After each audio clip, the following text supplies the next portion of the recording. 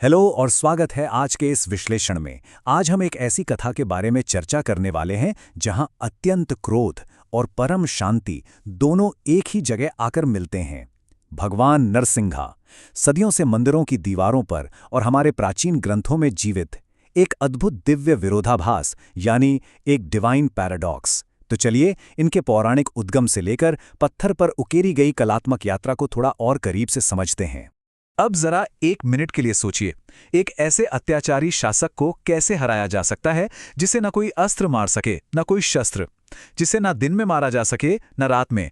राक्षस राज हिरण्यकशिपु को मिला ये वरदान सिर्फ एक शर्त नहीं थी दोस्तों, ये ईश्वरीय शक्तियों के सामने खड़ा किया गया एक अल्टीमेट धार्मिक संकट, एक इम्पॉसिबल पहेली थी। ब्रह्मा जी द्वारा दी गई इस वरदान की शर्तें जरा ध्यान से देखिए। एकदम आयरन क्लैड, ना मनुष्य मरेगा ना पशु, न घर के अंदर मौत होगी ना बाहर, न दिन के उजाले में ना रात के अंधेरे में। जमीन और आसमान दोनों जगह सेफ, और सृष्टि का कोई भी अस्त्र शस्त्र उस पर काम नहीं करेगा। इन शर्तों ने हिरण्यकशिपु को पूरी तरह से अहंकारी बना दिया था। उसे लगा कि भाई उसने तो सृष्टि के हर ऐश्वर्य नियम को हैक कर लिया है। लेकिन ऐश्वर्य बुद्धिमत्ता का मास्टर स्ट्रोक अब आता है। भगवान विष्णु ने इनमें से किसी भी शर्त को तोड़े बिना एक परफेक्ट लूप होल निकाल लिया। अंदर और बाहर का लूप होल, चौखट। मनुष्य और पशु का, आधा इंसान और आधा शेर वाला रूप। दिन और रात के बीच संध्या का समय। जमीन और आसमान की जगह अपनी गोद, और किसी अस्त्र के बजाय अपने नख यानी क्लॉज। एकदम चेकमेट। दरअसल अगर हम इस पूरे अवतार को एक शब्द में समझें तो वो शब्द होगा लिमिनैलिटी, यानी चौखट की स्थिति। ये एक ऐसी स्टेट है जो दो सीमाओं के ठीक बीच में होती है, न पूरी तरह से यहां न पूरी तरह से वहां। नरसिम्हा अवतार प्रकृति के साधारण नियमों के बीच की उस अदृश्य जगह में ही एग्जिस्ट करता है। और सबसे हैरानी की बात पता है क्या है? ये नीदर नॉर यानी ना यहां ना वहां वाला कॉन्सेप्ट कोई नया नहीं था। ऋग्वेदा और शातापथा ब्रह्मणा जैसे प्राचीन ग्रंथों में इंद्र और असुर नमुची की कथा भी कुछ ऐसी ही है। नमुची ने भी वरदान मांगा था कि वो ना गीले और ना ही सूखे अस्त्र से मरे। तो इंद्र ने क्या किया? उसे संध्या के समय पानी के झाग यानी फोम से मारा, जो ना गीला होता है ना सूखा। तो ये लूप होल वाली परंपरा काफी प्राचीन है। इस अवतार के भयावह और उग्र रूप का असर साहित्य पर भी बहुत गहरा पड़ा। प्राचीन संगम साहित्य के तमिल ग्रंथ परिपादल और भागवता पुराणा में इस घंघोर क्रोध का वर्णन बिल्कुल क्लियर है। उसमें लिखा है कि कैसे भगवान ने अपने नाखूनों से असुर का पेट चीर दिया। इन ग्रंथों में इस एक्सट्रीम गुस्से को एक भक्त के दृष्टिकोण से पूजी जाने वाली शक्ति के रूप में देखा गया है। अब इस जटिल थियोलॉजी को मूर्तिकारों ने पत्थर पर कैसे उकेरा, ये बड़ा दिलचस्प है। विहागेंद्र संहिता जैसे ऐतिहासिक ग्रंथों में नरसिंह के एक दो नहीं, पूरे 74 अलग अलग रूप वर्णित हैं। इसे चतुर्सप्तती मूर्ति कहा जाता है। मूर्तिकारों ने लिटरली इन 74 रूपों के माध्यम से इस कहानी के हर इमोशन को पत्थर पर अमर कर दिया। लेकिन इन 74 वेरिएशंस में से मेनली 3 रूप सबसे ज्यादा प्रचलित हैं जो इस डिवाइन विरोधाभास को बैलेंस करते हैं। पहला, उग्र रूप, जो युद्ध के एक्सट्रीम क्रोध और रौद्र मूड का प्रतीक है।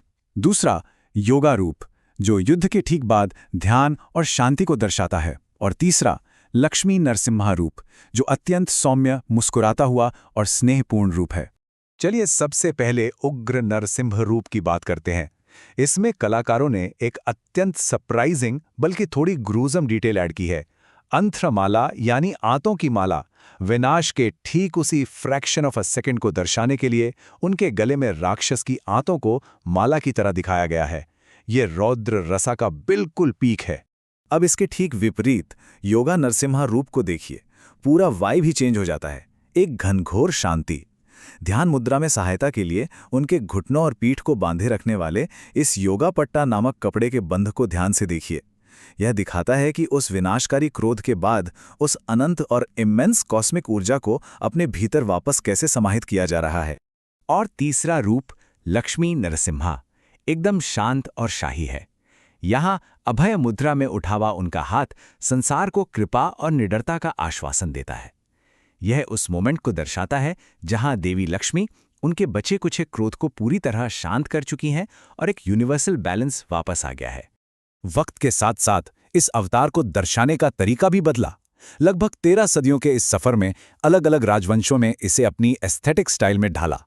गुप्ता काल के रियलिज्म से शुरू होकर चोला वंश की क्लीन और संयमित शैली, फिर होयसाला वंश की बारीक और इंट्रिकेट सजावट, और आखिर में विजयनगरा साम्राज्य के विशालकाय और मार्शल रूप तक, ये इवोल्यूशन सच में देखने लायक है।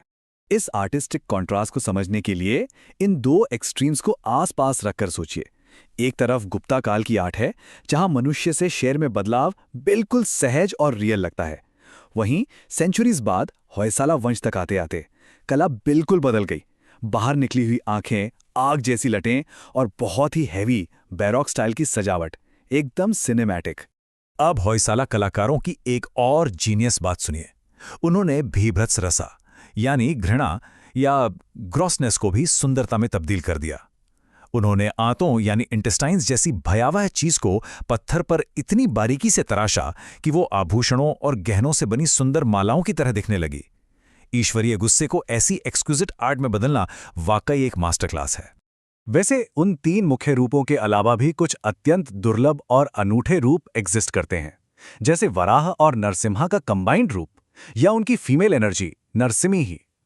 कश्मीर साइड में आपको 4 मुख वाला वैकुंठा चतुर्मूर्ति मिलेगा, और अहोबिलम में ज्वाला नरसिम्हा, जहां भगवान को फिजिकली आग की लपटों के साथ दर्शाया गया है।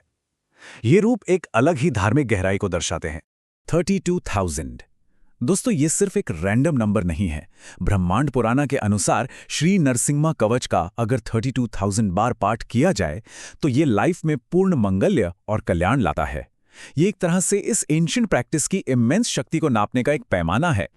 और यहां से ये मिथोलॉजी एक बहुत ही पर्सनल स्पिरिचुअल आर्मर में बदल जाती है। नरसिम्हा कवचा कहता है कि जो स्वयं सबसे बड़ा कल्याणकारी है वो हर दिशा से मेरी रक्षा करे। एक भक्त के लिए ये पौराणिक कथा सिर्फ एक हिस्ट्री चैप्टर नहीं है, बल्कि डर और मौत से बचाने वाली एक एकदम रियल और शक्तिशाली ढाल बन जाती है। अगर सिंपल टर्म्स में कहें तो ये कवच एक 360 डिग्री सिक्योरिटी सिस्टम की तरह काम करता है। नेगेटिव एनर्जी से रक्षा, आपके अपने अंदर के डर और बाधाओं का विनाश, शरीर की हर दिशा से हिफाजत, यहां तक कि ग्रहों के बुरे प्रभावों से बचाव और दीर्घायु, ये सब कुछ कवर करता है। तो इन सब बातों से हम एक ही मेन कॉन्सेप्ट पर वापस आते हैं, the theology of the threshold, चौखट का दर्शन। नरसिम्ह अवतार हमें ये गहरा सत्य सिखाता है कि सबसे महान दिव्यता और शक्ति अक्सर एक्सट्रीम्स के बीच की उस छुपी हुई अदृश्य जगह में ही मिलती है। इस पूरे चर्चा के बाद एक सवाल आपके छोड़ते हैं। आज की इस फास्ट पेस्ड और स्ट्रेसफुल लाइफ में हम अपने भीतर के एक्सट्रीम गुस्से और उतनी ही डीप शांति के बीच एक बैलेंस कैसे बना सकते हैं?